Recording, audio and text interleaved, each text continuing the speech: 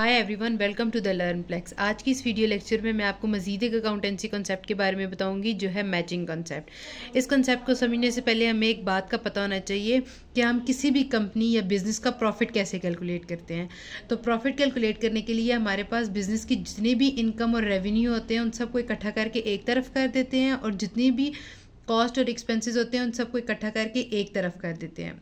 फिर इन दोनों को कंपेयर करते हैं, रेवेन्यू को भी और एक्सपेंसेस को भी। अगर हमारे रेवेन्यू हमारे एक्सपेंसेस से ज़्यादा हैं तो हमें प्रॉफिट होता है, और अगर हमारी इनकम या रेवेन्यू हमारी कॉस्ट से कम है तो हमें ऑटोमेटिकली लॉस हो जाता है। तो अब मैचिंग कॉन्सेप्ट क्या कहता है कि करेक्ट प्रॉफिट लॉस एवेल्युएट करने के लिए दो बातों का ख्याल रखना चाहिए। एक ये कि जब आप इनकम या एक्सपेंस लोगे प्रॉफिट एंड लॉस को कैलकुलेट करने के लिए तो वो एक पर्टिकुलर पीरियड के होने चाहिए। मतलब कि इनकम और एक्सपेंस दोनों का टाइम मैच होना चाहिए। टाइम मैच होने का मतलब ये है कि अगर आप एक साल का इनकम लेते हो तो एक्सपेंसेस को भी एक साल का होना चाहिए। ये नहीं कि इनकम आप 12 महीने की ले रहे हैं और एक्सपेंसेस को आप 2 महीनों का ले रहे हैं, तो इससे करेक्ट प्रॉफिट कैलकुलेट नहीं होता। तो मैचिंग कॉन्सेप्ट ही कहता है कि अगर करेक्ट प्रॉफिट कैलकुलेट करना है तो इनकम और एक्सपेंस का टाइम पीरियड सेम होना चाहिए। अब मैचिंग कॉन्सेप्ट ऐसा क्यों कहता है?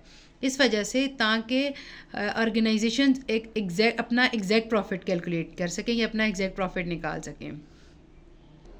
अब दूसरी बात मैचिंग कॉन्सेप्ट में ये है कि जब आप रेवेन्यू लेते हो तो उससे रिलेटेड जितनी भी कॉस्ट या एक्सपेंसेस हैं तो उनको भी आपको मैच करना होगा। पहली बात क्या है कि आपका टाइम पीरियड मैच करना होगा, और दूसरी बात ये कि आपने कॉस्ट को मैच करना होगा। अब रेवेन्यू और कॉस्ट को कैसे मैच करते हैं, इसके लिए मैं आपको एक एग्जांपल देती हूँ। फॉर एग्जांपल आप सपोज करें कि मैं एक चेयर कंपनी की मैन्युफैक्चरर हूँ, मतलब मैं कुर्सियाँ बनाती हूँ। अब इनको बनाने में मुझे कुछ एक्सपेंसेस होते हैं और इनको बेचने में मुझे कुछ प्रॉफिट होता है। अब देखें, मैं टाइम पीरियड यहाँ पे ले रही हूँ 12 मंथ का, तो मैं एक्सपेंस भी 12 महीनों की लूँगी और मैं जो रेवेन्यू है वो भी 12 मंथ का लूँगी। अब मैं जो चेयर्स बनाती हूँ उसमें मैं एज्यूम ही करती हूँ कि मैंने पूरे साल में 10 चेयर्स बनाई हैं, ठीक है। और हर चेयर पे मुझे कितना एक्सपेंस आ रहा है? 50 रुपये का एक्सपेंस आ रहा है। मतलब एक कुर्सी बेचने में बनाने में मुझे 50 रुपये का एक्सपेंस आ रहा है। तो 10 चेयर्स पे कितने का एक्सपेंस होगा? 500 का। अब मैं इन चेयर्स को मार्केट में जाके बेचती हूँ। जब मैं मार्केट में जाके बेचूंगी तो इससे रेवेन्यू अराइज होगा। तो रेवेन्यू हम 12 मंथ का ले रहे हैं, और मैं ये कह रही हूँ, एज्यूम ये करते हैं कि हमने मार्केट में 8 चेयर्स को बेचा है। मतलब हमने बनाई कितनी है? 10 चेयर्स, और हम बेच कितनी रहे हैं? 8 चेयर्स। और हर चेयर्स हम कितने की बेच रहे हैं? 100 रुपये की बेच रहे हैं। तो रेवेन्यू इससे किस तरह आएगा?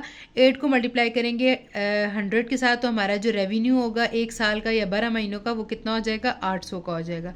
अब मैं आपसे कहती हूँ कि आपने प्रॉफिट निकालना है, तो प्रॉफिट कैसे निकलेगा?